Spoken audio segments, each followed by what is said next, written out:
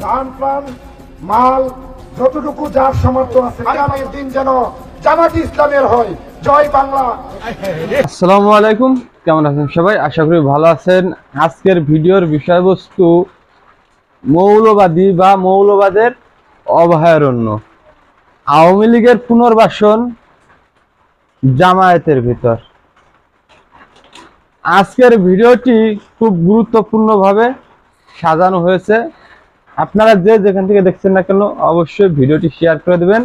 চ্যানেলে নতুন হলে চ্যানেলটি সাবস্ক্রাইব করে সাথেই থাকবেন। আমাদের বাংলাদেশের রাজনৈতিক প্রেক্ষাপটে একে অপরকে ঘায়েল করার জন্য বিভিন্নভাবে বিভিন্ন কথাবার্তা বলে থাকে। তারই প্রেক্ষাপটে বিএনপির ভারপ্রাপ্ত চেয়ারম্যান তারেক রহমান কিছুদিন আগে একটি কথা বলেছিল। কিসের জন্য বলেছিল সেটিও বলবো। তো বিএনপির তারেক রহমান একটি কথা বলেছিল, মৌলবাদী বা মৌলবাদের অভয়ারণ্য। কিসের জন্য বলেছিল এই কথা যদি আমাদের বুঝতে হয়, জানতে হয়, তাহলে এই ভিডিওটি দেখতে হবে। আমার পাশে দেখতে পাচ্ছেন একটি ভিডিও। এই ভিডিও দেখলে আপনি বুঝতে পারবেন কিসের জন্য তারেক রহমান মৌলবাদী বা মৌলবাদের অভয়ারণ্য বলেছিল। চলুন সবাই এই ভিডিওটি দেখে আসি বিস্তারিত, এরপরেই শুরু করছি। আমরা আমাদের প্রাণ প্রাণ মাল যতটুকু যার সামর্থ্য আছে আগামীর দিন যেন জামাত ইসলামের হয়। জয় বাংলা। যে ভিডিওটি দেখতেছিলেন আপনারা কি বুঝলেন? আপনারা যারা আমার ভিডিও দেখছেন অবশ্যই বুঝতে পারছেন জামায়াতের ভিতর আওয়ামী লীগের পুনর্বাসন হচ্ছে। যে ভিডিওটি দেখলেন সর্বপ্রথমে যেটা বলছিল, এই বাংলাদেশ বা বাংলাদেশ সম্পদ জামায়াতের হোক, জয় বাংলা। তারপরে জয় বঙ্গবন্ধু বলতে গিয়েও বলে নাই। তার কারণ হচ্ছে মুখে মধু অন্তরে বিষ। আজ বাংলাদেশে আওয়ামী লীগের পতন হয়েছে, কিন্তু আওয়ামী লীগের যে সকল নেতাকর্মী রয়েছে তারা কিন্তু বাংলাদেশে যে কয়টি রাজনৈতিক দল রয়েছে বর্তমান সময়ে তাদের ভিতর ঢুকে পড়ছে। এই কারণে তারেক রহমান বলেছিল মৌলবাদী বা মৌলবাদের অভয়ারণ্য হচ্ছে। আজ যদি বাংলাদেশে নির্বাচন আসে তাহলে আওয়ামী লীগের সমর্থনকারীরা কোন দিকে যাবে বা কাকে ভোট দিবে, একটা জিনিস খেয়াল রাখতে হবে। আজ মনে করেন এক জায়গায় 10টা লোক আছে একদলীয়, সেখানে যদি অন্য দলীয় একজন এসে বসে, সেটা কি বলার দোষের হয়ে যাবে? সেটা কি অপরাধ হয়ে যাবে? যদি অপরাধ হয়ে থাকে তাহলে বলা যাবে না, আর অপরাধ যদি না হয়ে থাকে তাহলে বলা যাবে। বিএনপির ভারপ্রাপ্ত চেয়ারম্যান তারেক রহমান ঠিক তেমনই একটা বলেছিল।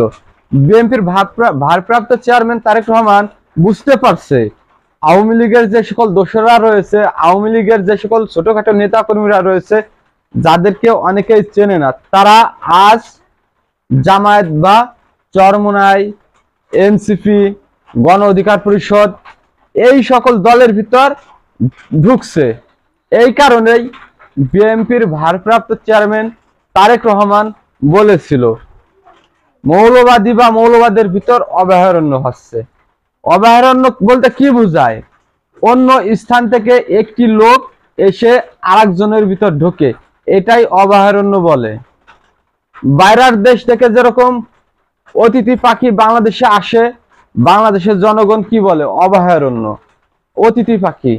ঠিক সেরকমই আজ আওয়ামী লীগের নেতাকর্মীরা জামাত, চরমোনাই, এনসিপি, গণ অধিকার পরিষদ বা আরো ছোটখাটো যে সকল দল আছে ওই সকল দলের ভিতর অভয়ারণ্য হচ্ছে, এসে ঢুকছে, যা অনেকে বুঝতে পারছে না। যে ভিডিওটি দেখতেছিলেন সেই ভিডিওটি দেখে আপনারা বুঝতে পারছেন আওয়ামী লীগের নেতাকর্মীরা, আওয়ামী লীগের দোসররা, আওয়ামী লীগের সমর্থনকারীরা জামায়াত চরমোনাইয়ের ভিতর ঢুকছে।